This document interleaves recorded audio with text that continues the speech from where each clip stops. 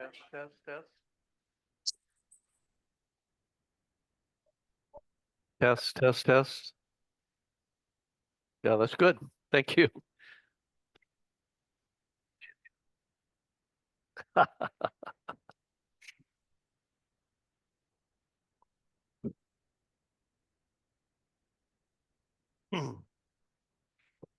Welcome, everybody.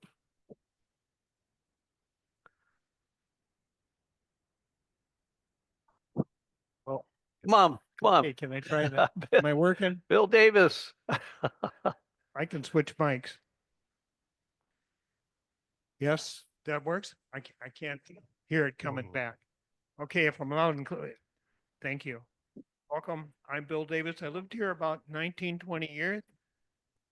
I'm privileged to live in this community of thriving senior citizens.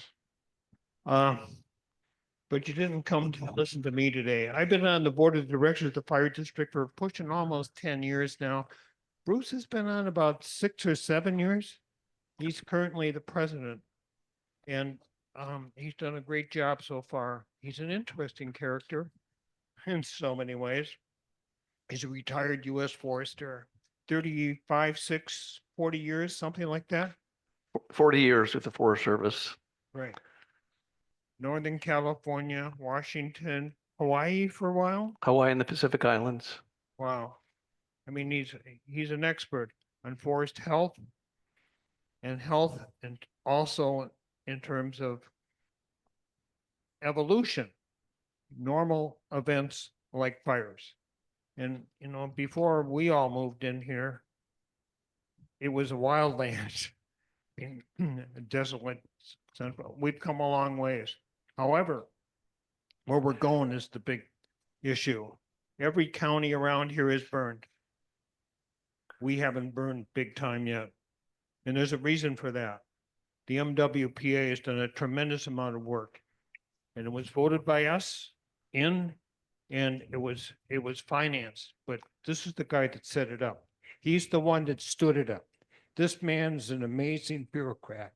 He's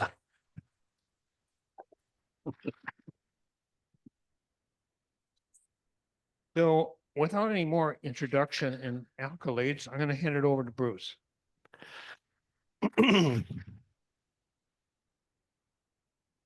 Thanks, Bill. And I've come to know Bill through Rotary and through the Nevada Fire Protection District. We're both on the board of directors. Bill and his wife, Carol Joy, have become friends through Rotary. And anyway, thank you for the invitation to speak here today, and thank you all for coming. It's a real honor, opportunity to speak about something that I'm very, very passionate about and very proud of the work that we're doing here. Before I do, though, I've spent literally thousands of hours in the last 5 years in supporting Marin Wildfire Prevention Authority, setting up the organization, the bylaws, the processes, the procedures, the committees, making sure the money goes to the right place, getting a citizen oversight committee to come in place, watched every penny, which they watched. We just got a great report from them. But before I speak, I want to introduce all of you to the person who has my back 24/7 and probably more than 24/7, and it's my wife, Linda. So please welcome Linda Goins. Thank you, Linda. Okay. So I'm going to, we're ready to go to the, do I have to advance for the slides?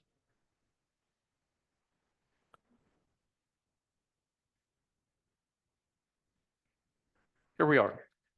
Okay, I'm going to talk about the Marin Wildfire Prevention Authority, and the theme today, the theme of Marin Wildfire Prevention Authority is helping this community adapt to a future with fire.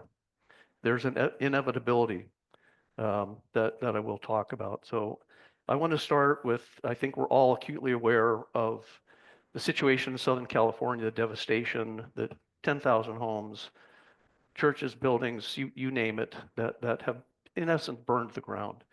And we're all with them in our hearts and spirit and giving where we can to support them.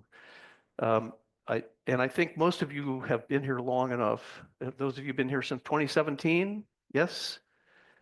The Tubbs fire, do you recall the Tubbs fire, 2017? It ignited at about 5:30, 6:30 in Calistoga, down power line. There was a northeast wind, which is seasonal for us, and you can expect it every single year. And it ignited Calistoga the moment it was in the wildland, and the firemen thought they could get it. It pushed into a small housing development. It caught one home on fire, and they started to put that out. That home caught another home on fire, which caught another home on fire. And when it got into 3 homes, they backed away. They said, we cannot stop this fire. And it proceeded in about 5.5 hours to burn from Calistoga to Coffee Park. And you know the consequences. There were lives lost, there were homes taken. That fire is, well, I'll get into it with the slide, that my question for you as we start this is, how many of you think that we're susceptible to a fire like that here, right here? Okay, you guys all pass. Okay, now on to the masters. So um, today I'm going to talk about the history of wildfire in Marin County. I'll show you the footprint and the history of wildfire. Talk about the hazards here that we all live in, and I'm sure you're acutely aware. You've done a lot of work here in the park. And then the groundbreaking actions that Marin County Wildfire Prevention Authority is taking to mitigate, that is to reduce, not eliminate, wildfire risks. And then give you the information, I think if you don't have it currently, what you can do to protect your home and family, and then we can just talk a little bit about a long-term outlook. Now, I just want to start this by saying we're lucky to be in Marin County. The Marin Wildfire Prevention Authority exists nowhere else in wildlands in the United States, in Canada, in any other country. And I'll tell you why, but we are the envy of communities that are surrounded by wildland. They live within the wildland. The work that we're doing here is astounding and amazing, scientifically based, it's headed in the right direction. And we're just getting started. It's going to take us probably 30 or 40 years to get the work done. So we're just getting started.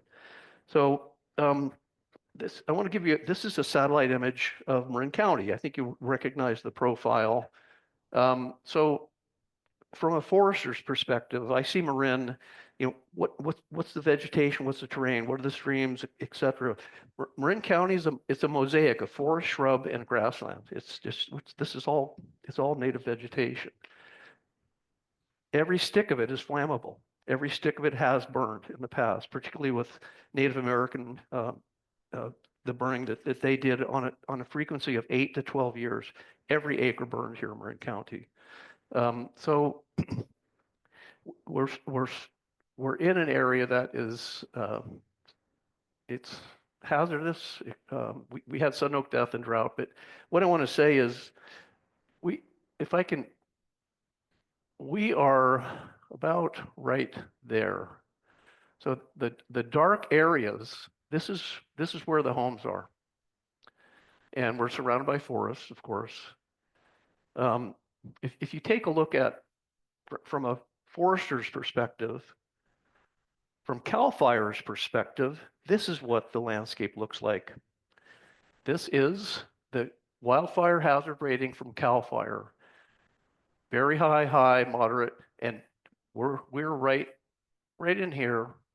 We're a mosaic of very high, high, moderate, and low risk vegetative types.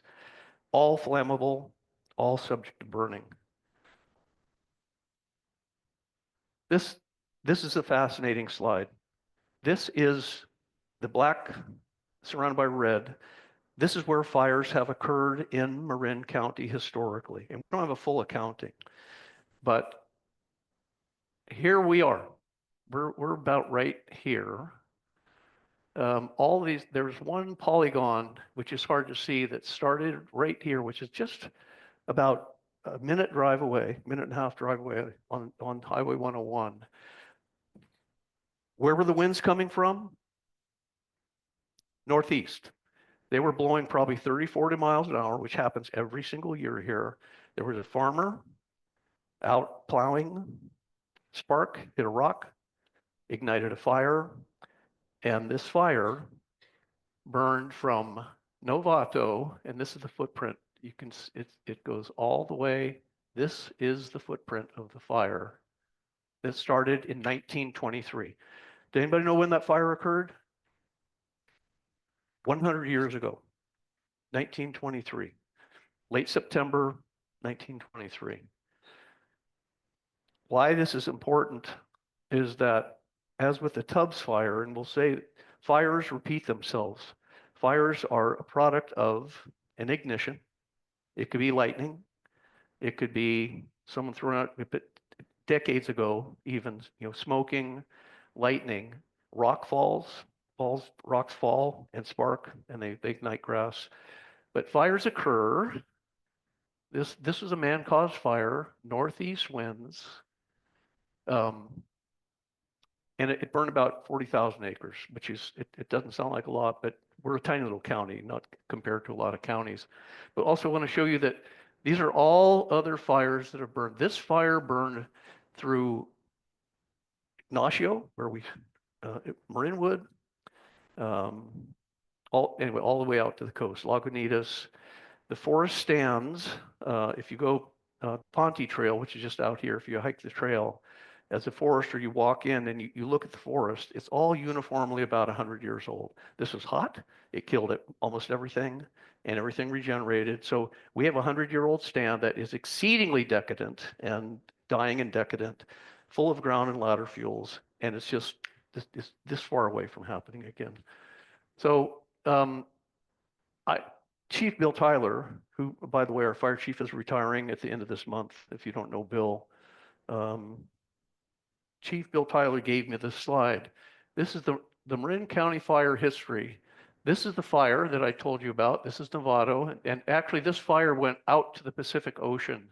The mapping is inaccurate. It burned all the way out. So this 1923 fire, it burned Ignacio, Woodacre, Lagunitas, and Bolinas.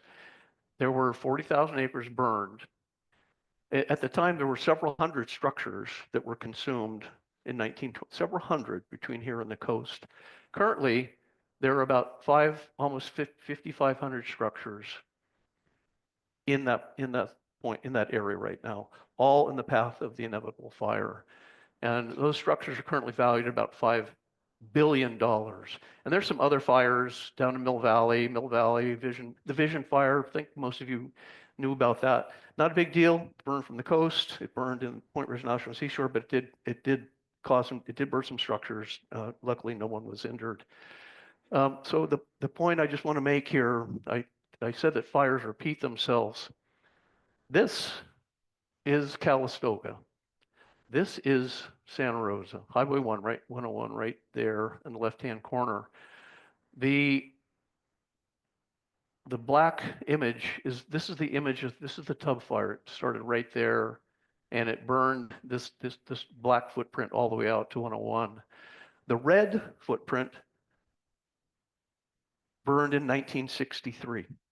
Same footprint, less homes, but the same thing. About the same time of the year, northeast winds, ignition, and it just blew through. And this is a product of the ignition, and then here's the fire coming your way.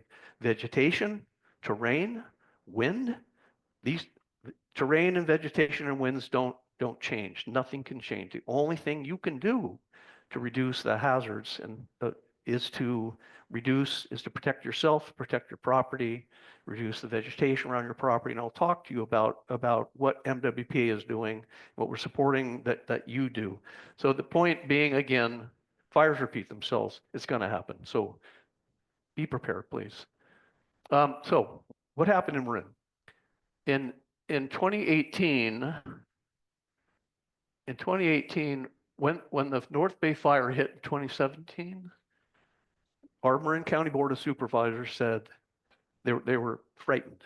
And so they commissioned a team of experts, city leaders, elected officials, and fire specialists. And they went up to Santa Rosa, Coffee Park, Santa Rosa, into Calistoga, and they interviewed, what happened? What happened up there? And they came back, and their conclusion in this report, they spent several days up there, And this is a quote from this report right here. When fires started on October 8th, the only thing separating Marin County from our neighbors to the north was simply an ignition source. Had we had an ignition here east of your park and had it blown, fire would have blown through here, through this park, up over the hill, and we would have had another 40,000 acre fire. So one ignition source. And so looking what to do, the civil grand, how many of you been on the civil grand jury? Have any of you served on the civil grand jury?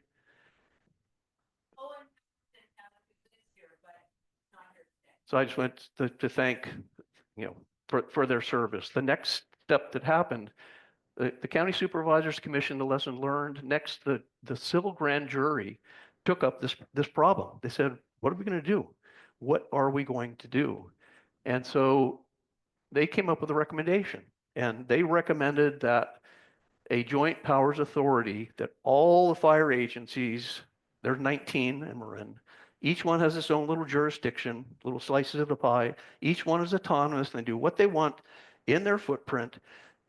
The supervisors and the civil grand jury recommended that they coalesce as one entity and they start working same problem, same strategy, same tactics, and work together.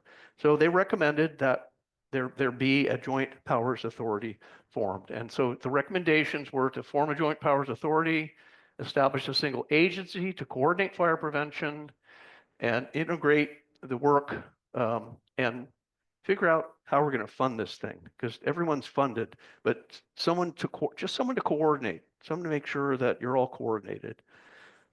So Measure C. How many of you are familiar with Measure C? Okay, they're reaching in your pocket, so you should probably be aware of it. But so a handful of civic leaders, Bill Tyler put in hundreds of hours. Jason Weber, who's the county fire chief, Todd Lando, who's a fireman, civic leaders from Marin, about a dozen of them, put their heart and soul into organizing the Joint Powers Authority, basically drafting up the JPA agreement, and then going to every single board that had fire responsibility, every single board, 19 boards, every single civic board that our town council, and they said, this is what we want to do. We want a joint powers authority. We want to work together. We want to put an initiative on the ballot, and we want taxpayers to pay 10 cents a square foot for their property, and put that into a JPA that'll do hazard mitigation and try to prevent these things from happening. So what was nice is that Tiburon and Belvedere said, we're not interested. They had just passed an initiative themselves a couple of years ago, so they're already taxing their citizens. They could have joined, but they decided not to join. So all the other fire agencies, and some are towns, some are cities, some are special districts, but anybody with fire responsibility, there's 17, they all joined together into this JPA. And this is a year that there were three measures on the ballot that were asking taxpayers for money. One was for schools, I think one was for SMART, and one was for fire. The school and SMART got like 20% yes. Measure C got almost 71% of the votes. 71 out of 100 voters said, we're scared, let's get this started, let's get this done.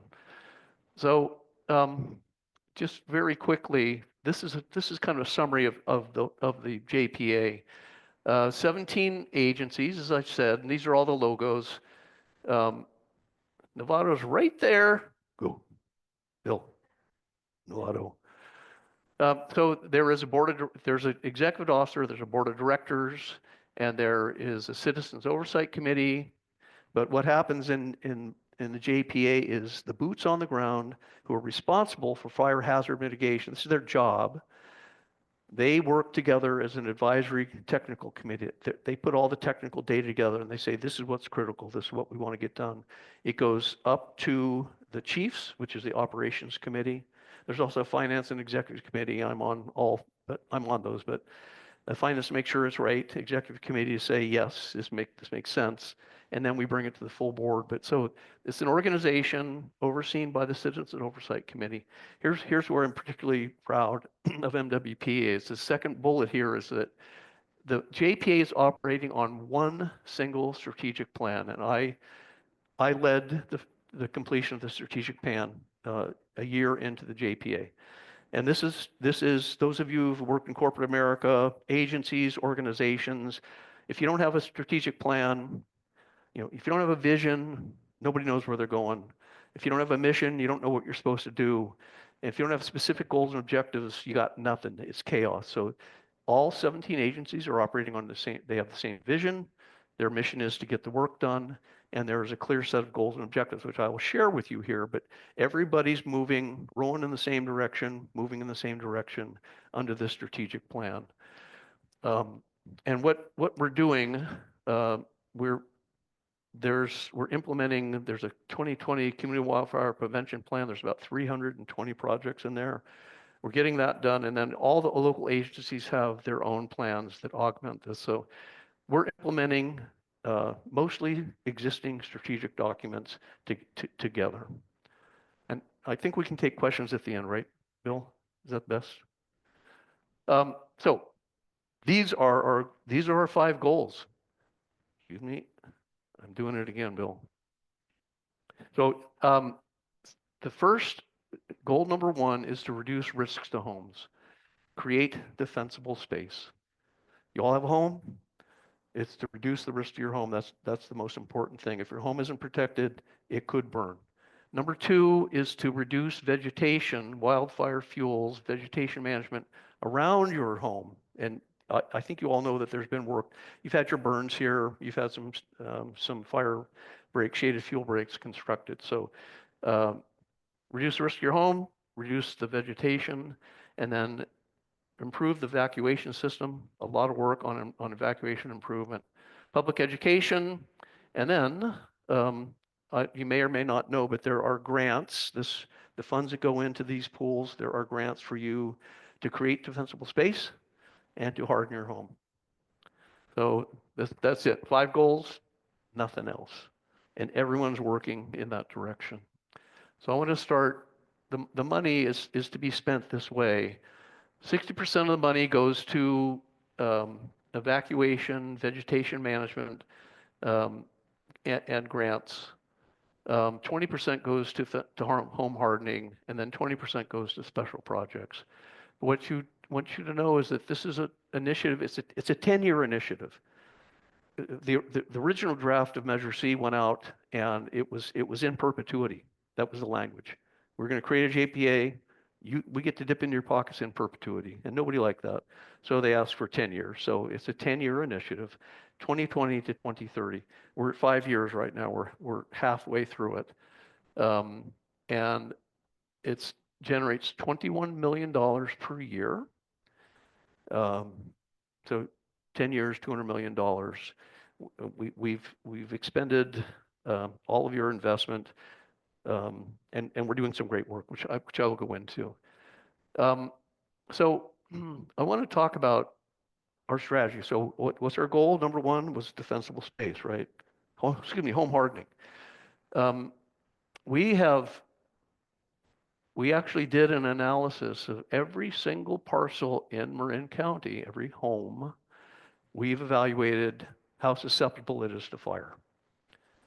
Very high, high, moderate, low. And this map, call it a heat map, if you will, this is what it looks like. Some are high, some are moderate, and some are low. This allows the fire district to know where to start working on home hardening. Where do we start to work with the public and have you start concentrating on your home hardening? So we have parcel level data. Secondly, did anybody go to Ember Stomp this year? Okay, did you have fun? Okay. Ember Stomp, we set up, we set some houses on fire. One home was constructed out of wood. Not this. This is not the actual home. This is where it was tested about 5 years ago in Missouri. The company that does this work, the nonprofit, they built two homes at Emerstomp. One had wood siding,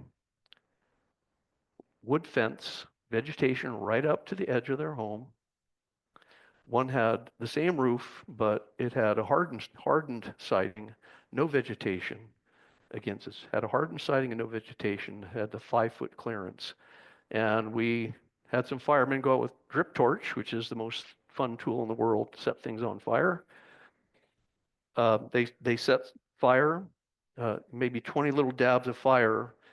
There was bark and some shrubs that was placed in this demonstration site, and then they turned on the fan, northeast wind, 20 miles an hour, 20 mile an hour, and it burned, and it slowly burned and slowly burned, and in about 45 minutes, 50 minutes, one house ignited, and the other house did not.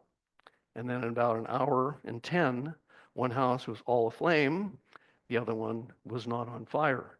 And in about an hour and 20, this house collapsed, burned to the ground in ashes. The hardened home did not ignite.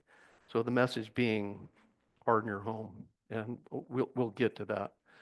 So figure out which parcel, understand how to harden your home, and then create some defensible space. This is a home that survived the Tubbs fire. This is a home that had, you can see, vegetation cleared around their property. This is the wildland. It burned up to, and it extinguished. And you know that others, but anyway, these are the things we're working on: home hardening and creating defensible space. So how many of you have had someone knock on your door and offer to inspect your property? How many of you have not had somebody? Okay. Pick up the phone. Actually, I'll give you, there's a site so you can, what MWPA, Marin Wildfire Prevention Authority, at year 2, there were 56 inspectors hired. Novato has 5, permanent full-time, and their job, their truck says WMS, and firemen like their acronyms, but it's wildland, it's a wildfire mitigation specialist. These people are hired, paid by your 10 cent per square foot to knock on your door and offer to inspect the exterior of your home for susceptibility of wildfire, to identify the discoveries, the things that could be corrected that would make a big difference, take pictures of it, and generate a report, and then give that to you, for which this is your guidebook. This is your guidebook for your property, what needs to be done to reduce the risk of fire to your home, regardless of the structure. And we have, I think we have inspected 19,000 structures here in Novato. My wife and I's home has been inspected twice now. I thought I'm a fireman. I was a wildland firefighter. You know, I had serious experiences for 20 years. I thought that our house is in pretty good shape. Well, the inspector came, and guess what? I'm not that smart. You know, there were propane tanks. There was paint close to the home. There was wood too close to the home. There were things, and the first thing they said is, move this, do this, and that I can do. And then subsequently, I got a report with the things that need to be done, some clearing around the house. Our vents are the 1/4-inch vents, and I know that some of the structures here, you're up 18 inches, no skirt. You want to, anyway, we got the report as far as what we needed to do, and you too got your report, and I hope that you're taking specific action. It can be expensive, but you don't have to do the expensive stuff. Some of the cheapest stuff is the most effective. Changing the vents, skirting your property, putting gutter guards so that leaves don't accumulate in your gutters. Homes burn, they just burn from embers. Most homes burn because there's ember storms. They blow through at 20, 34 miles an hour from a mile away. And it's just being rained uh, material, flecks of material that are on fire. That gets under your house or it gets into your eaves. It ignites your house. And most homes, this is a fact, burn from the inside out. It's because embers get into your property. So there's some cheap things you can do. But so here we are. House out approach. Have somebody come, get a report. Our goal is to have, and this is a defined term, a wildfire prepared home. We're working with the insurance industry to begin to recognize a home that has been certified as wildfire prepared when you take these mitigation actions. So we're working to have you wildfire prepared home. So right here, bottom left, schedule an inspection at, if you don't have, stopwildfire.net, stopwildfire.net. That'll go to the Novato station. You'll get an email and someone will offer to come out and walk around your place and do the critical inspection. If you want to take a note of that. So house out. Once your home is inspected, these are some examples of work that's been done. So this house this house is inspected. This is the picture that they took. And this is before, and this is what happened afterwards. They took out these junipers, which are just Roman candles. When they ignite, they're horrid as far as a risky, but other work that they did. So there is inspected properties are eligible for, not only do you get the roadmap, but they're eligible for you can get $1,000 per property to do vegetation management, dollar for dollar match, and you can get up to $5,000 per property to do home hardening. And you get that every year. Just do it slowly.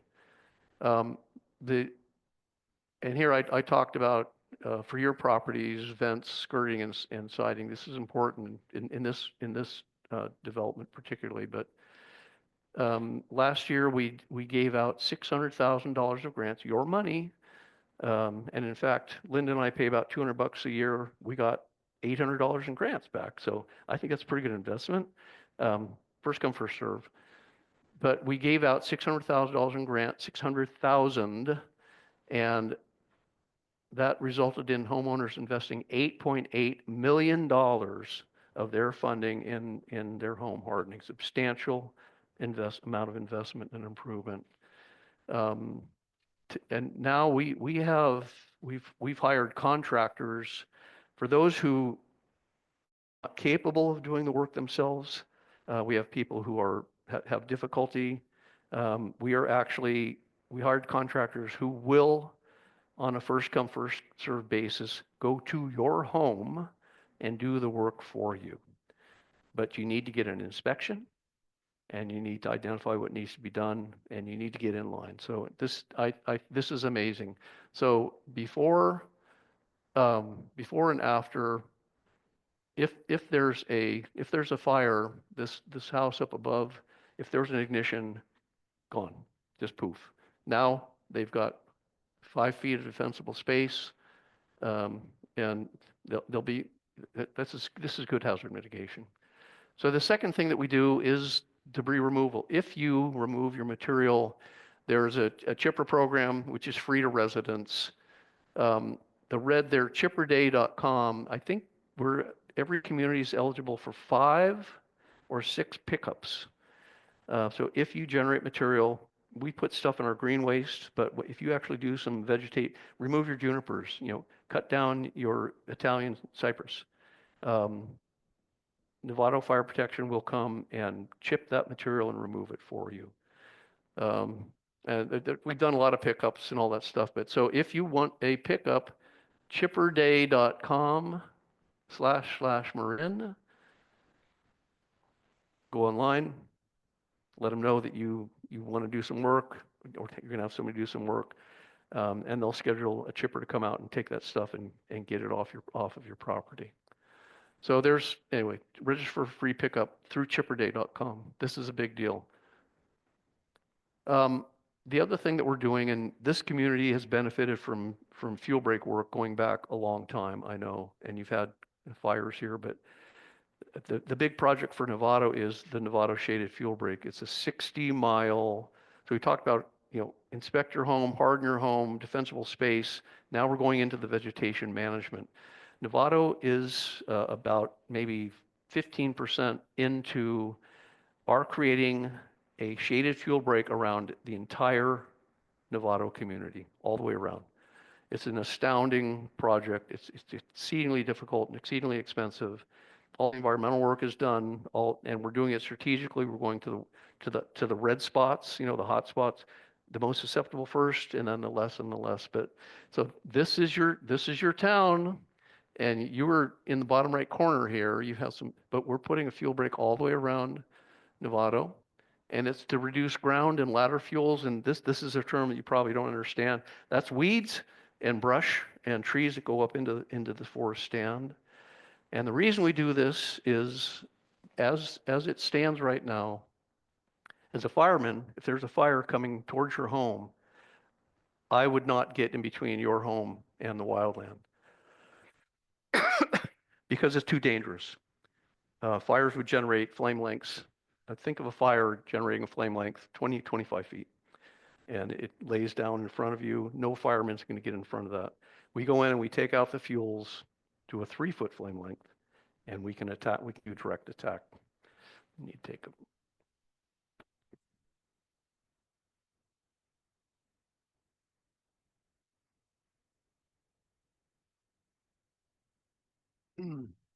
So this will improve firefighter access.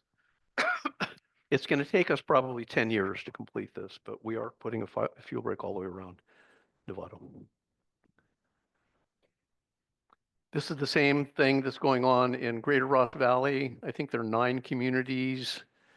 Similarly, Greenbrae, San Rafael, San Anselmo, we're doing the same thing. So this is where your money's going. It's doing vegetation management around the wildland urban interface. So a fireman, instead of running from the fire and going to the base and flanking it, a fireman goes to the face of the fire, and I can deal with a 3-foot flame length as a fireman. I can't deal with a 21-foot flame length. It's just impossible. So this is happening all around Marin County. This is a picture of a before and after of the shaded fuel break. On the left-hand side, that vegetation, and I mean, believe it or not, the right-hand side after. If you're a fireman, would you want to be on that left-hand side? I don't think so. As a fireman, now you have a road you can drive through. You can run hose lays, and you can stop a fire in that spot. And there's some stuff about environmental compliance. We're completely environmentally compliant with everything that we're doing. CEQA, if anybody knows what it is, California Environmental Quality Act, we're fully compliant. We're protecting the birds and the bees and the flowers and the trees and the people too. So this is what it looks like. This is after. This is the Novato Shaded Fuel Break. What I want to show you is that we're taking out we're opening up, taking out hitting the brush, the Scotch broom, manzanita, the deer brush, old decadent stuff, and there's ground fuels, and then stuff that goes up into the trees. We're not cutting the canopy, which is it's the top of a forest, and you look out, that's a forest canopy. The canopy is not disturbed, but the ground and ladder fuels are taken out. This is an after part of the Novato Shaded Fuel Break, and it's just amazing. The point I want to make, and I want you to understand about Measure C, is that vegetation grows back, and you all know that. It takes about 3 to 5 years after this treatment. Every single footprint that we've established with a shaded fuel break is going to have to be maintained. And so in year 5, we're at year 5. Year 10, we need to go back. Year 15, we have to go back. Year 20, we have to go back. And so I'm basically asking for your yes vote on renewal of Measure C 5 years from now. It's a small ask. The last thing I want to talk about, and then we'll go to questions, is that ingress and egress, in and out. When there are fires, and I know you've heard and seen the pictures of people trying to get out, Paradise, anywhere. We invested $1.3 million of your square foot, 10 cents per square foot, in evaluating evacuation, what works. We did a study, and we did an assessment. What leads to a successful wildfire evacuation? Why do people die? Civilian fatalities in wildfire evacuations. And third, we asked, what is the condition of our roadways here, and how will they perform in the event when the inevitable fire happens? Every single public and private road, we evaluated how it would perform. And are you ready? Let me go to this. Not well. Purple is, we rated every segment of the road from 1 to 5. A 1 is good performance. A 5 is not good, difficult. And we simulated evacuations. And so what I want you to know is that every segment has been evaluated. Some segments are green, and some are yellow, but most of them are going to have a difficult time. I'm sorry? I'm sorry, Bill, can you help?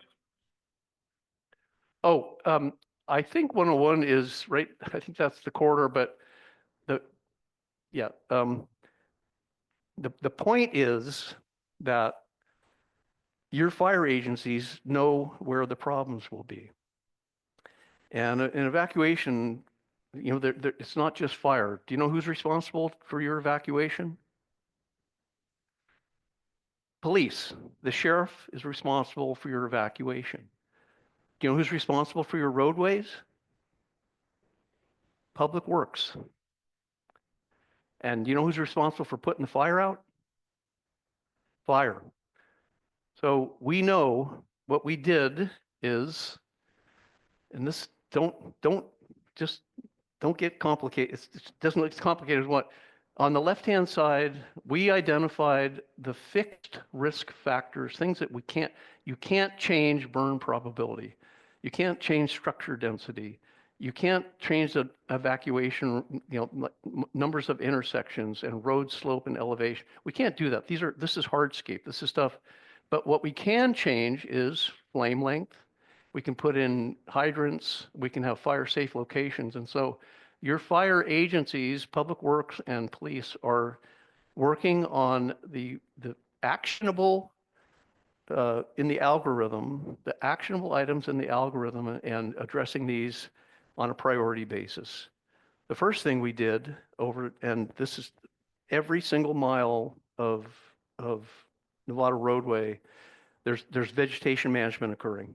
That's what we can do with the Measure C funds. We're doing vegetation management to reduce the flame length. If no vegetation, no fire, or smaller vegetation, smaller fire. But there's a whole bunch of work. So what I want you to know is that there's an astounding amount of work going into this. And this slide, I wanted to say that the evacuation literature review, we asked the question, civilian fatalities. Why do people pass away? And there are 3 components that lead to a fatality. One is extreme fire behavior, which I think we all understand. The other is delays in alerting and communication systems, so people aren't getting the word. And then the third one is people don't evacuate when they get their notification. They hang around. Oh, well, I don't know, wait and see. And where do people pass away? there's this thought that, you know, I've seen pictures of people running down the road, getting out of their cars and running down the road.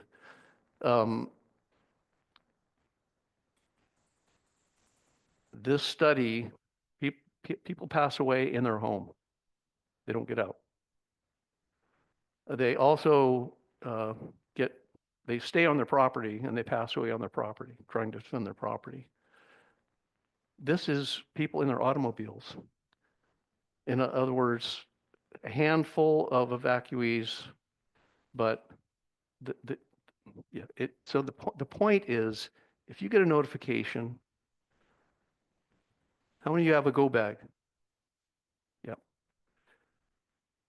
Grab your go bag, get in your car, and get out of Dodge, and let the firemen deal with it. If you don't get out, it's exceedingly dangerous for you. So the other thing that I wanted to show you, and this is pertinent to this residential area here, we analyzed how effective our notification systems were, part of this grant. And we analyzed the effectiveness of our emergency notification systems. We found holes in the map that we couldn't connect to people. This property is the recipient of a long-range acoustical. Has it been installed yet?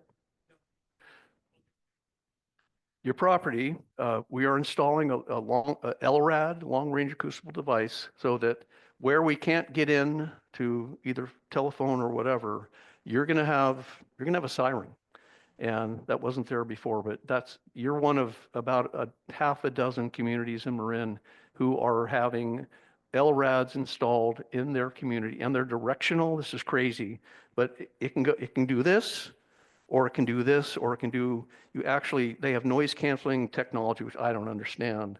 But so if you guys already have, you get notification, but you don't, it's going to focus just on you only. The people that need it will hear it. The people that don't need it won't hear it. So we're installing LRAD. That's the LRAD here.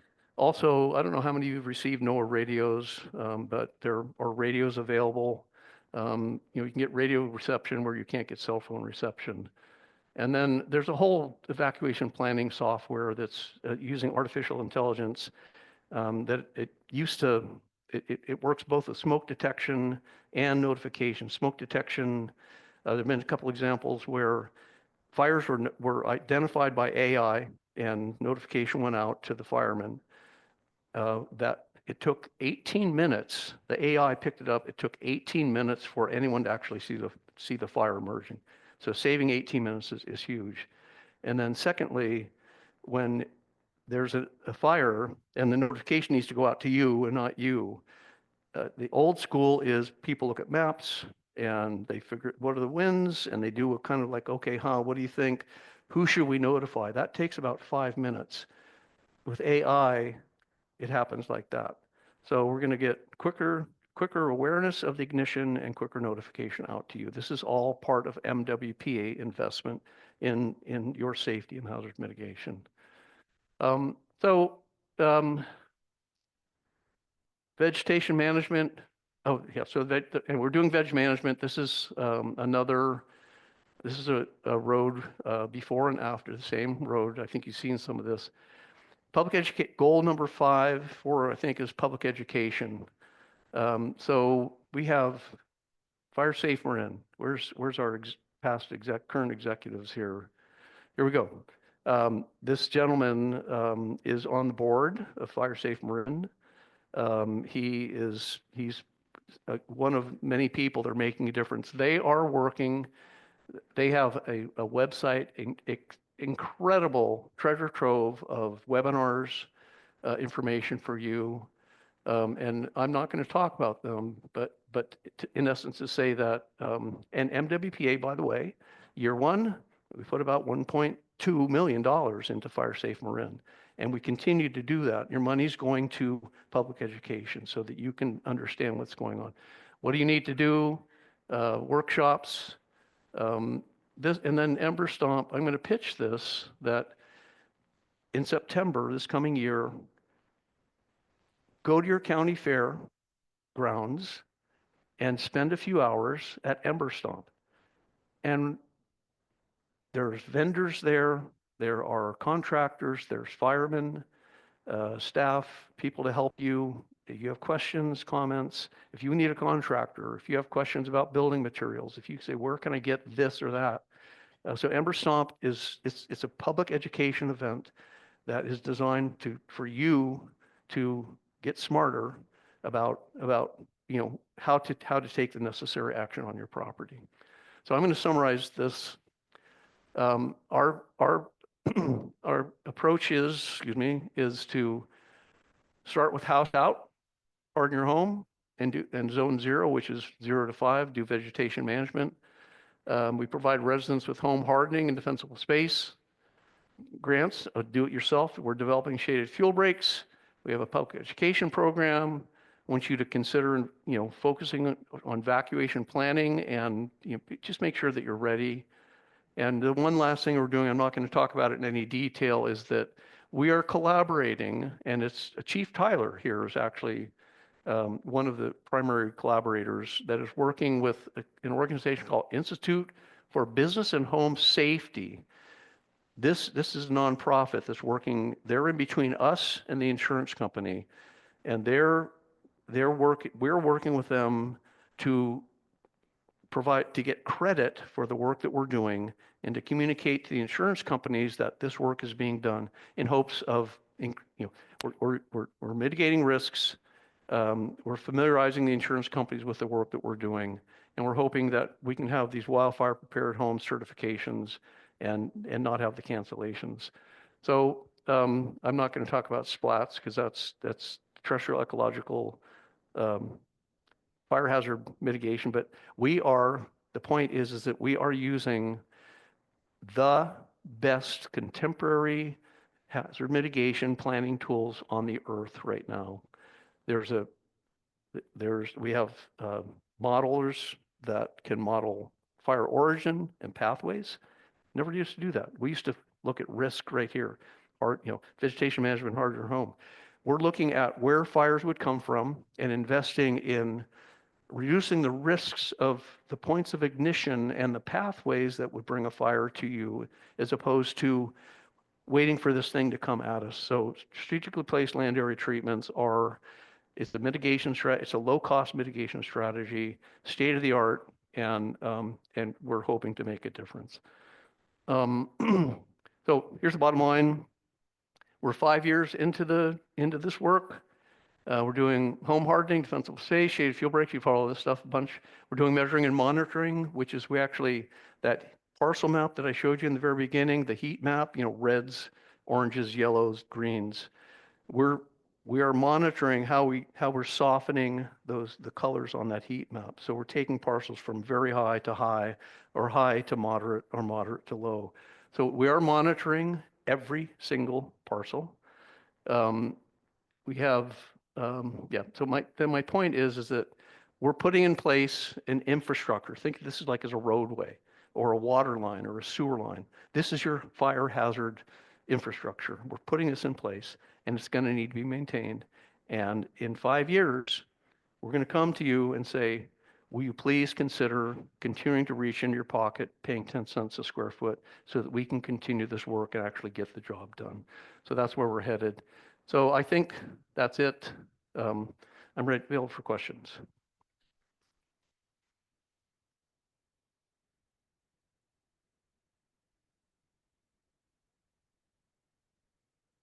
Okay, we're on here. Hey, thanks very much, Bruce. You did a great job and said everything I think it needs to be said. But I have a couple of things to add here. One is the chipper program that we have here in Marin Valley is a little bit different from the rest of the county. Okay. The rest of the county, what we do there is we start with, in the home, collect your materials, you cut it and you stack it out near the street at a particular time, which is advertised, where the chipper will come by then and chip up your material and take it away. We don't have that luxury here of the space to do that. So we develop a different plan. You can go ahead and trim your materials pretty small yard, so there's not an awful lot, although some yards still have quite a ways to go. Trim up your material, get a hold of our manager here, Matt. Okay.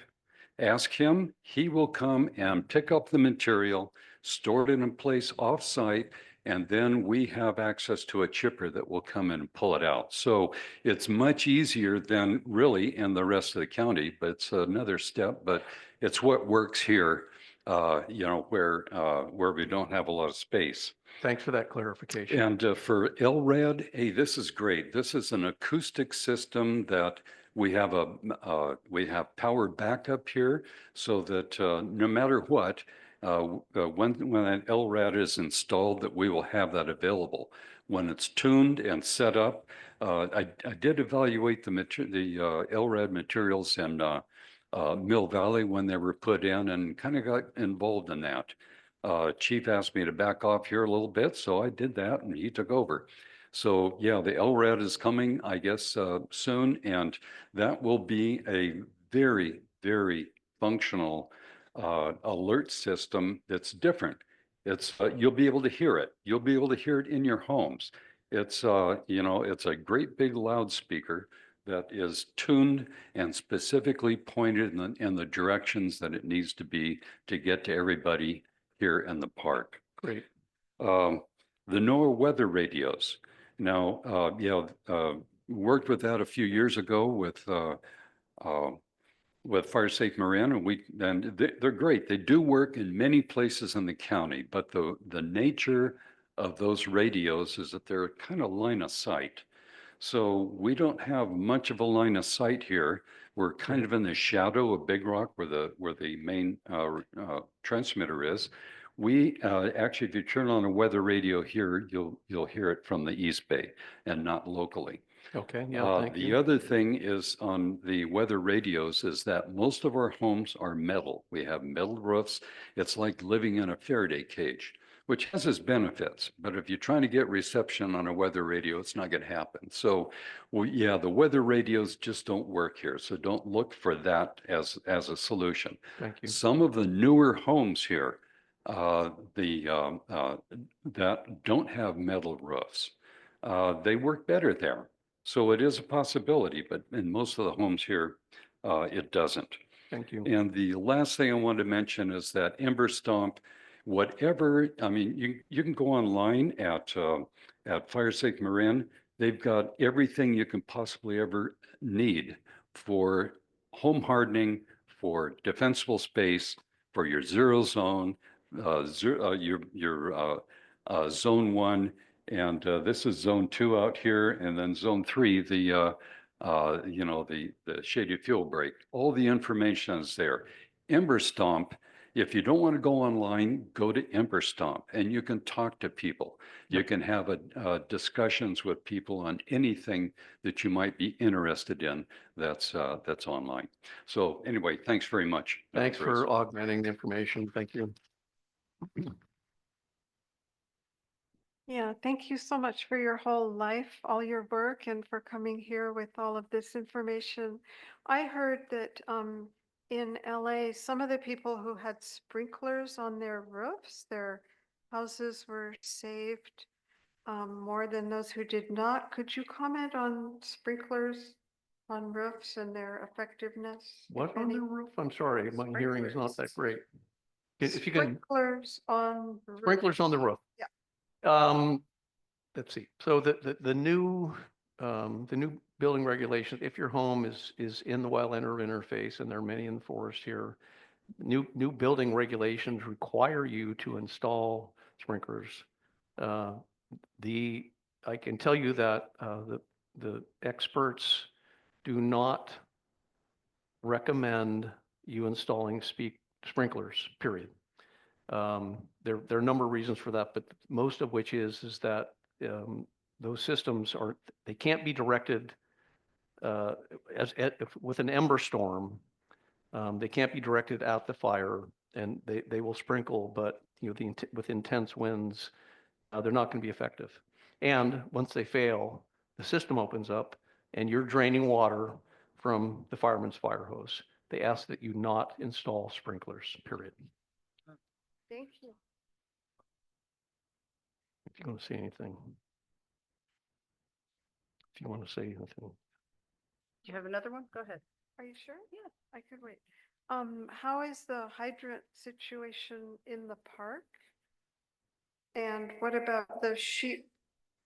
The sheep that we use here? Closer to the microphone. Closer. Okay. Yep. Thank you. Yeah. Wondering, could you comment on the effectiveness of our sheep or goats and hydrants in the park here?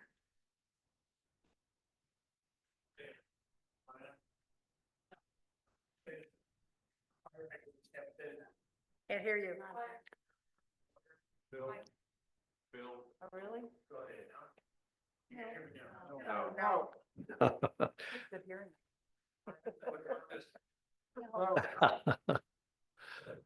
Now? Yay. The hydrants have been inspected. They are inspected on a regular basis. And the water supply here is very strong. And if you want reassurance when you drive out of the park, it's a big tank on the top of the hill. That's ours, baby. Oh, it's you. Oh, goats. Goats? The goats are coming. They come every year. They have to come at the right time. They don't want to come too soon. There's not enough to eat, but they can't be here too late. So those funds have been established because it costs a lot of money. I think it's close to 50K when they come in here. That's a lot of money. For It's, yeah, it's $1,000 to $2,000 an acre. And they're coming and they're doing great work and it's very carefully planned in advance by the vegetation management. So if you see something that's not done, there's a reason for that. So they're just not turned loose here and corralled and, okay, you had a nice afternoon. No. Thank you. And that's part of the recurring maintenance that will be needed in perpetuity to keep those areas safe. Hi, great presentation. Really appreciate it. A lot of good information. In a community like ours, I'm wondering, you talk about the vegetation removal and clearing around the house. What about gasoline, oil, paint, things that people have stored in their sheds? Is that something that the fire folks look at and Yes. comment on? Yeah. They didn't look in my shed, but it's free of that kind of stuff. I don't know if they'll look, they will look at your property and they should ask those kinds of questions. They did it at our property. Yeah, and the they propane found tanks. propane tanks stored. I had to show them. I'd open it up for Yeah. them. They don't open stuff up. That's your job to invite them. They don't snoop around, but they will do a thorough inspection of anything that you have a question about. So decking, we have a deck, redwood deck. And we were informed that we could change the last board on the deck that borders our home to something that's fire resistant and it would no longer be a threat. Haven't done it Oh, yet, but Nice. so the decking. The other thing that I didn't mention critical is that if you have a wooden fencing that touches your home, you should go cut it back 5 feet and replace it with a non-combustible fencing material that fences ignite homes. It's in fact part of the Ember Stomp fire, that the wooden fence that adjoined the house that burned down helped with the ignition. But yes, they'll look at, show them where you store your paint, show them where your propane tanks are, show them where your barbecue is. All of that. Where are you storing your wood? Do you have a little wood stove? Where you store that wood?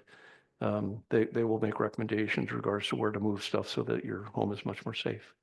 Thank you. That was really my pitch to the community to clean up your propane tanks and gas and oil. I moved mine. I moved with house paint stored right next under the deck. Yeah, And Mr. Nutt's a smart we guy. forget about those things sometimes. Yep. The other question, this is a little awkward. In the boundary around Novato, the fire break, I don't know what you're calling it, that you're creating. Shaded fuel break. Thank you, the shaded field break.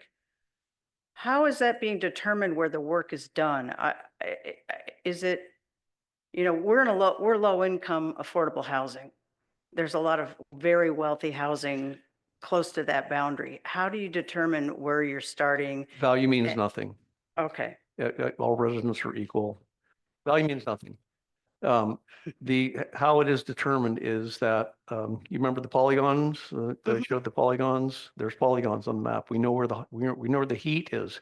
We also have where the CAL FIRE map that shows fire hazard, very high, high, moderate, and low. That CAL FIRE map, every polygon touches something, and we're looking at the very high, high locations first, as the highly susceptible, high priority, low in susceptibility, low priority. And so we're prioritizing it based on vegetation.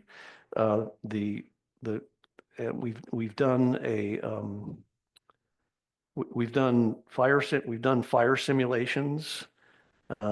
Crazy, but we've modeled two different fires. One is fall northeast wind fire, 20 to 40 mile an hour. Like what happened with the Tubbs fire. That's the fire that burned all the way out to the coast from here.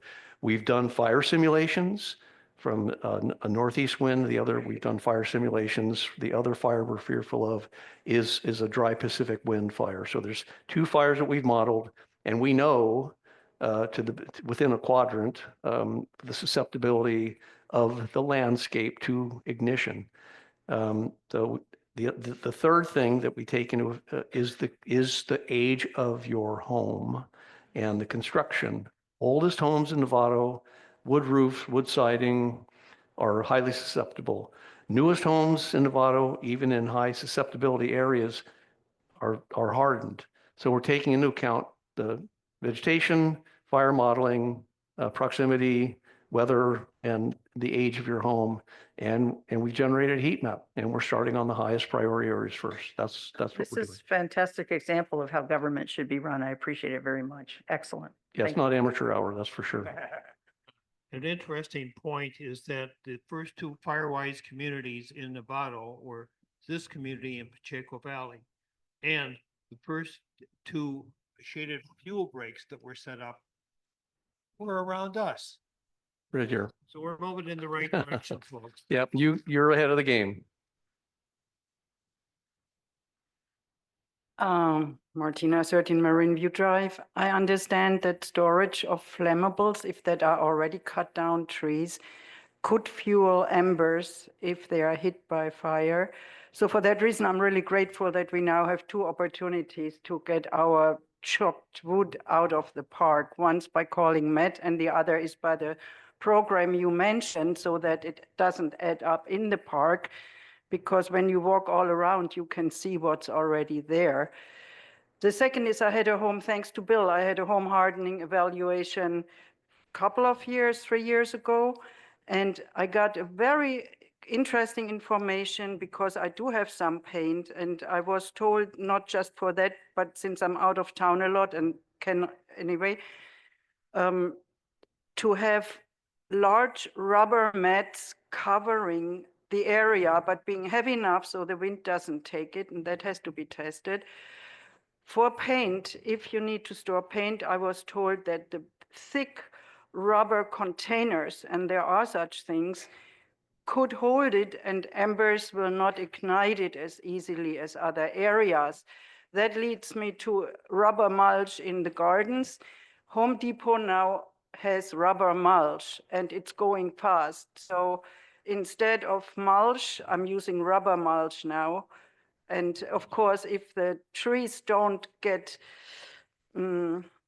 cut, the leaves falling on it, often from public areas, so it's difficult for some residents to get all the leaves off what is rubber mulch, but those leaves often are lighter and can be sucked up and the rubber mulch persists. So thank you. There remain a lot of questions, but you're covering what you covered, just answered a lot. Thank you so much. Thank you. I think I understood that there are some mats that you should not have, or if you have them, when you get told to evacuate, part of your evacuation strategy is to take those mats and get rid of them, throw them away from your home. Your outdoor chairs with cushions, same thing. toss them away from your home. They're gonna ignite if you don't remove them. So anyway, I think, did I miss something, Bill? No, I'd like to point out that a very valuable thing you can do for yourself is. I'm on now, right? Yes, no. Yeah, okay. A fire mitigation officer, he'll come out and see you every year if you want, and you should use them. They're amazing. These people can look at things and and they'll tell you, I mean, you're an expert, and they told you things you didn't know. That's right. I'm no expert, and they told me a lot of things I should know. Invite them back, and they're working for you, and if you're worried about some paint can in your garage or whatever else is in there, tell them to take a look. Yeah, Invite them in, invite them over. right. Mr. Coynes, thank you very much for this talk. I have a couple of questions about you said there were roughly 19 fire agencies. There United. are 19 entities responsible for fire Okay, prevention in Marin County. thank you. Do all the different fire departments have interchangeable hydrant connections? Can they connect in any town in Marin? I believe that those issues were resolved a couple of decades ago. They can hook up, they can connect to each other. Okay. There have been fires, disastrous fires where one fire agency could not. And so we just sent to the Southern California fires, we sent how many engines? We sent engines, water tankers.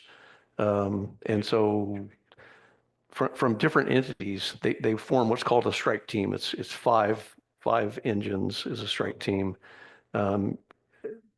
They came from they go down and they're working with Bureau of Land Management, Bureau of Indian Affairs, Right. Department of Corrections. They all have interchangeable, they can connect to each other, yes. Okay, now just for Marin County, do all these agencies have some common radio frequencies they can talk to each other? They do. In fact, what's our system, Bill, that we just subscribed to a new system with the Mira. Vera, Marin.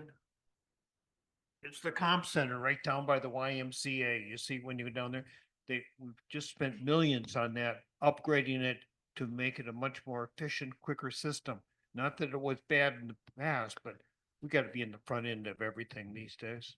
Anybody can talk to anybody as necessary and as facilitated through the MIRA, Emergency Radio Association, I think it's called, or response.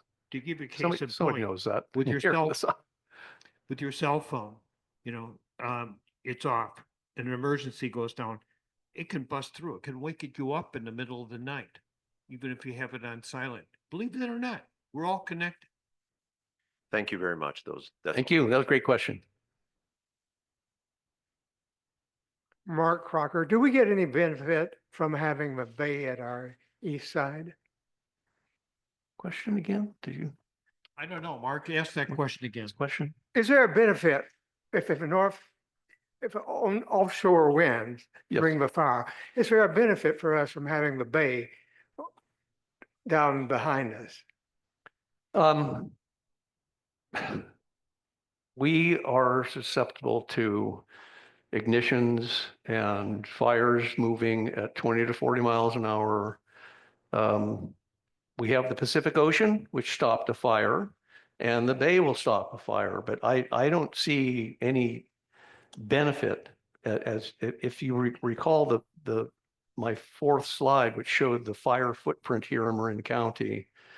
Fire has burned, just about every acre has burned in the Bay Area. In fact, if you look at California, proximate to, the East Bay, the Oakland Hills fires, South Bay hasn't had a catastrophic fire yet, but I would say, the Bay moderates temperature a little bit, and maybe it moderates the relative humidity a little bit, but on a September, October, or November day, when it's 104 degrees and 5% humidity with a 40-mile-an-hour wind and an ignition, the bay means nothing. Thank you. Great question. Just one comment about what Lee mentioned. If the electricity goes out, many of us, our cell phones just stop working. We really need something stronger around here to make sure our cell phones are always working. But my question, I take a lot of walks around here along the PG&E path and other trails, and I see a lot of what I think are fire hazards. Can we have the same inspectors come out and walk along some of the park-owned areas and suggest what is best for us to do? Oh boy, I've hiked every foot of trails in Marin County, every single foot. And I can tell you that 90% of the trails terrify me. Yeah. For This is hazard. right, yeah, this is right in our little neighborhood, though. These are just, and also spaces sometimes between our homes. We don't really can have any control about these spaces. Right. But yet things are growing up and some of us go ahead and just cut down things anyway without talking to the manager because we know it needs to be done. But so it's kind of scary. And my other issue that I've had is that I have a neighbor 2 doors away, 2 houses away, who has the juniper growing, and everything is so overgrown and it's such a fire hazard. Is it's time for Novato to maybe have some rules or laws that say you can't grow, you cannot have juniper, and you've got to kind of keep up your area around your house. Yes. So Thanks. I did not talk to this, but everyone has a neighbor, and those problems are pervasive. Every neighborhood has those neighbors. The issue that we're struggling with, that all the fire agencies are struggling with, is when we find, let's say we go to your property and your neighbor's property, and we find 23 things that need to be fixed. And some neighbors are very compliant, others are moderately so, some just don't. There is no enforcement authority. Let's put it this way. If Bill Tyler, our chief, was here, he would say, we start, and this is in essence, we've had this discussion many times, that fire is willing to go knock on a door and have a conversation. And if it's a real problem, as you say, like a real problem, they're willing to go knock on a door. They're willing to have a conversation, hearts and minds, and to get them to comply. If it is indeed a real problem, we actually, and I misspoke, we do have citation authority. We can cite, and we can cause them to pay. And what Chief Tyler has said, that once we knock on the door and it really truly is bad, that we've had about 98% of the time we get full compliance. And then there's 2% that we have the authority to get a court order, go on the property, take the remedial action, and bill them. So it's possible. But I got to tell you, who likes a fireman who comes in and forces you? Bill Tyler's sentiment is hearts and minds, and I'll just say that we've talked it over. I've been 7 years now, I guess. That's the approach that our chief wants to take. And if it's really serious, yes, it can be taken. If you have that issue, it looks like Bill wants to speak, and I want to hear what he has to say. But the related issue is that communities that have experienced severe catastrophic loss, some of them have actually taken action. They have updated the code, the building code and the civil codes that require compliance with clearance, zone 0 to 5. And we're this close, I think. Marin County is getting this. There's people saying you got to do something, you have to require it. We will see, but San Diego has required compliance. Santa Barbara has required compliance. Santa Monica has required compliance. In the LA areas, there's talk of them requiring compliance. I'll believe it when I see it. But there's whole civic action that can be taken.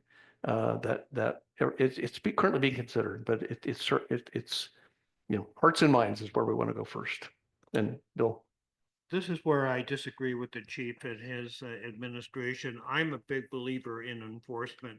You get a citation, you get this 2 weeks to take care of it, or we're gonna come in and take it out for you and give you a bill. End of story. That, the chief has come back at me, and some of the guys on the board and experts have told me, doing it this way, and there's been a lot of research done, gonna get, it's a buy-in from the community, you're gonna get more work done more efficiently, quicker by education and going out, and reaching into the community. So far, we're doing pretty good, but I'm a big advocate of the opposite. I think if you just play hardball. I don't think we should play nice in the sandbox. This is not a time to take it easy. This is a time for action. Thanks, Bill, and I understand those sentiments. The other complicating factor is that this decision is not just the purview of the fire district. The city council has to consent to those actions, and let's just see where this goes over the next couple of years. That we're going to have to make some decisions. How safe do you want to be?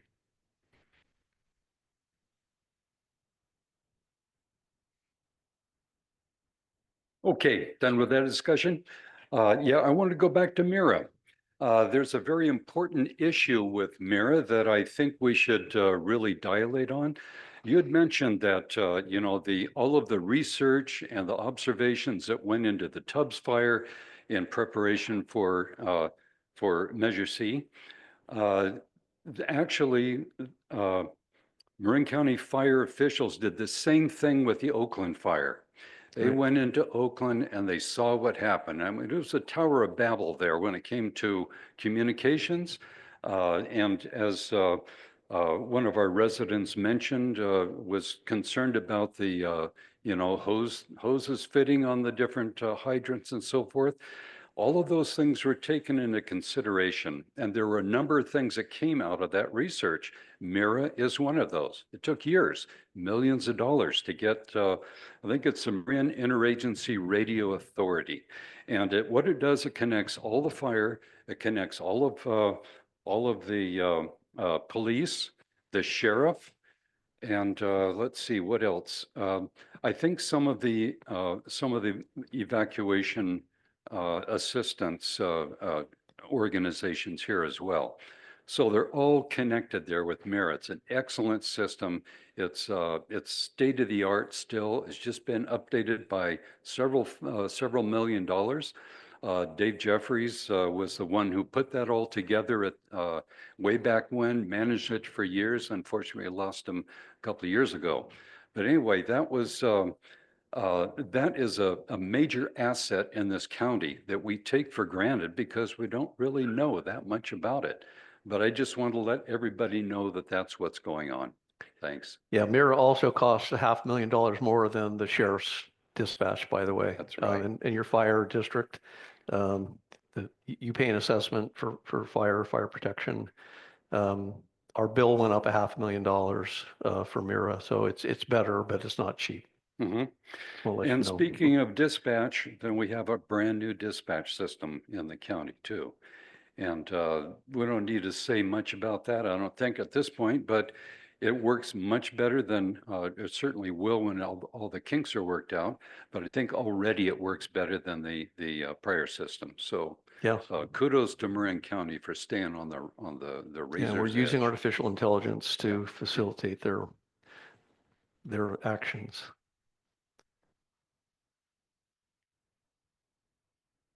Okay, I would like to bring something that's been on my mind for, since I saw this notice. Good. You have credentials that look like you're top notch, so I'm going to ask you more or less a national question right now rather Oh, than how just fun. Yeah, I here. work for the chief of the Forest Service. Okay, here we go. Okay, I'm a native Californian, about 6 or 7 generations back on both sides of my family. And my mother, when I was growing up, informed me that LA is taking a lot of water from our delta out here down the Delta Mendota. I was taught it in the 4th grade, et cetera. And with the LA fires, even our new president has commented about taking water from Northern California and running it down to LA. It's supposedly the salt water will come up the bay and destroy the agriculture in the Delta region.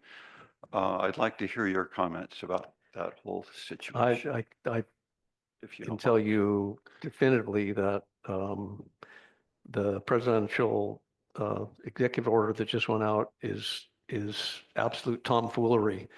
That not a molecule of water from the Delta being sent to the agricultural region will reach Southern California. There is no infrastructure to carry water from the San Joaquin Valley to Los Angeles. It is nonsense at the highest level. It's completely illogical. And I rarely speak publicly, but I did make a comment on LinkedIn that this is a disconnect at the highest level of our government. There's no connection between the Delta and Los Angeles, period. No connection. Not one dripper. In 2013, the residency law stated that if a resident has a lot of flammables on the rented property, that management is authorized to remove it at cost to the resident. It's one thing that's in writing. I believe it's still in that law today, but the other thing is to get it done. And management with so many requests appears to also humanly gets overwhelmed.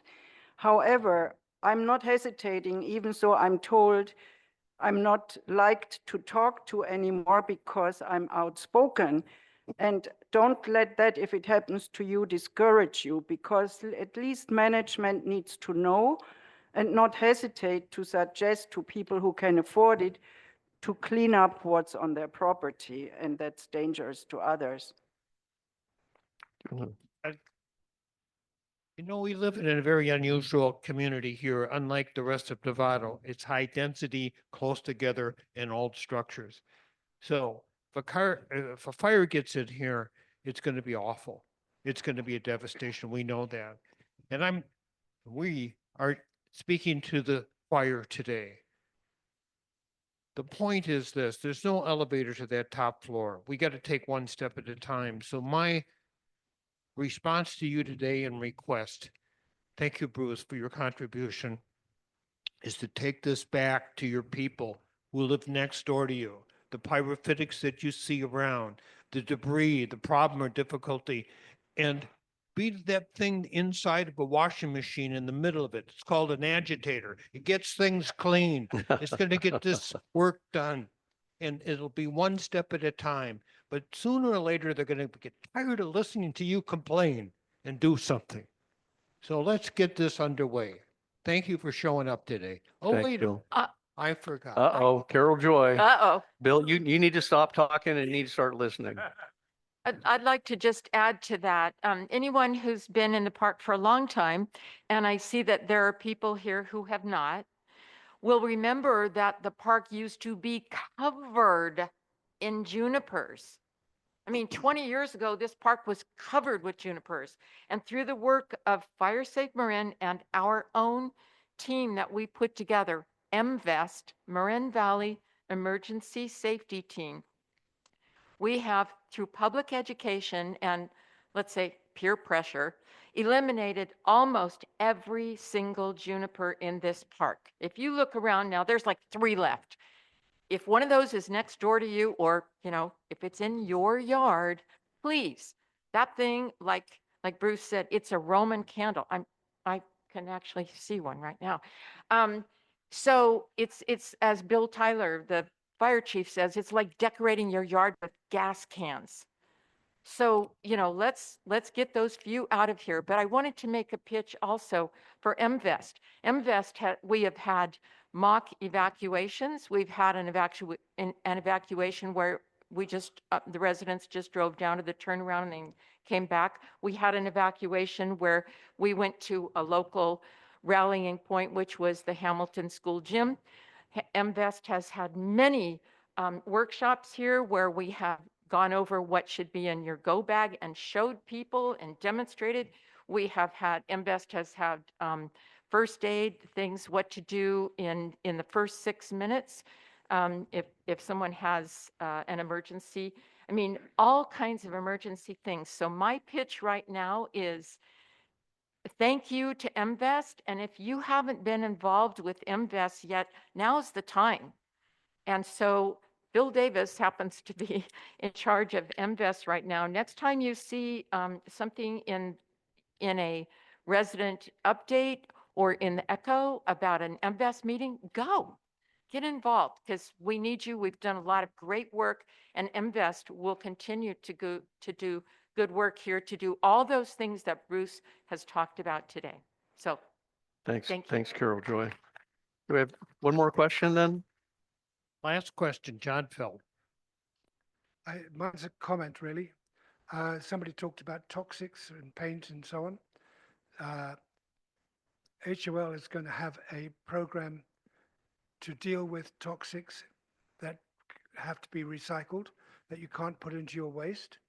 And you will be reading about that in the Echo very soon. And all toxics can be dealt with by the city of, in the city of Novato. It's not by the city, but in the city of Novato. And the details have been in the Echo lots of times. If you still want information, come and see me. It goes from old fuel to wood to toxic materials, paint, and so on and so forth. It's recommended that you don't keep paint more than 3 years. It doesn't have the qualities that you want when you put it on the wall, and it is toxic if it gets heated up in a fire. Thank you. So you're suggesting, I think you're suggesting that people recognize that they have toxic materials. Novato does take this stuff for free. Yes. And we've, aerosol, your old Aerosols. paint can, your Yeah. penetrating oils, the old paint, stain, they take it all. And it's Yeah. on Redwood Boulevard. You can drive it in there. They don't even let you get out of the car. They just unload your trunk and get rid of it. It's no charge and it's easy. It's good to make an appointment. And other flammable materials, come and see me because we're dealing with them now. We have battery recycling and all that sort of thing Yep. going here. So the big thing that I've talked to the home inspectors that have been here, and they say that people who have fireplaces want to store their wood up against their house. Yep. That's a complete no-no, and most of us don't have anywhere outside of that 5-foot zone to store firewood. So they say, the inspector told me, use the Duraflame logs, and you can put them in a cupboard and use them when you want to, and they won't start your house on fire. Thank you. Great. Okay. Bill? Wait, let's change the rule. I One understand. more. I understand, thanks. I had my fire inspection just this last week, and there are a couple of trees that abut my house. And the inspector said they should be removed, and I said, okay. Except that my understanding is that all the trees in the park are governed by the city of Novato. So I don't, can someone that's familiar with We'll that, cover how that. does that get adjudicated? Thank you very much. That very issue is underway, and I've already pushed it to the fire marshal, who's talked to the assistant finance manager about getting appropriate funds to get that mitigation work done. Where that is right now, it's moving slowly. I'm working it from the bottom up. And if I don't see some action pretty soon, I'm going to take it from the top down. In other words, go to the city council and plead the case. So I think we're going to get there, but this is not like the fire district. We move fast in the fire district. The city moves slowly, and it's always about the MONEY. Fortunately, we have the MWPA in this county, and fortunately, We've got a great fire district that has independent financing I understand. and we can move quickly. We're spring loaded. Unfortunately, they don't even have a shell in a breach yet. So should I give you a copy of the report? Say again? Should I give you a copy of the inspector's report of my house? Yeah. Thank Okay. you. I can tell you that the fire chief, when I came to the district 7 years ago, one of the discussions we had was, and I got a tour of the city and all the city properties. The city owns a slug of property, forested property here, and some of it's in communities, sometimes on the edge of it, but we have MWP, Nevada Fire District, your tax dollar going to Nevada Fire, and MWPA funds have gone to doing the hazard mitigation.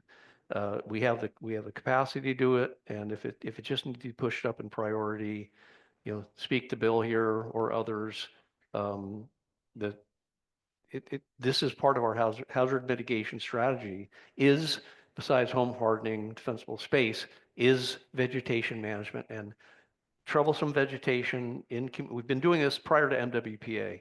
There are city parcels that have had ground and ladder fuels taken out and chipped Well, or this was- burned. yeah, this So, was- we have the capacity to do that. If this just needs to be raised up, talk with Bill and. It was my first opportunity to take advantage of a letter that was sent to me.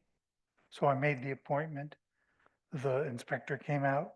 I understood what she said. I got the report just the other day. So when I got the letter about this meeting, I came out and then I, Send me that report, will you? Be a tool for me. Thank you. thanks. I was just going to add for the speaker to make sure Matt knows about your trees, and also we'll be seeking additional funds for tree mitigation in our mid-year budget review with the city. Thank you, Mary. I'm going to draw this meeting to a conclusion. You agree? Thank you, Bruce.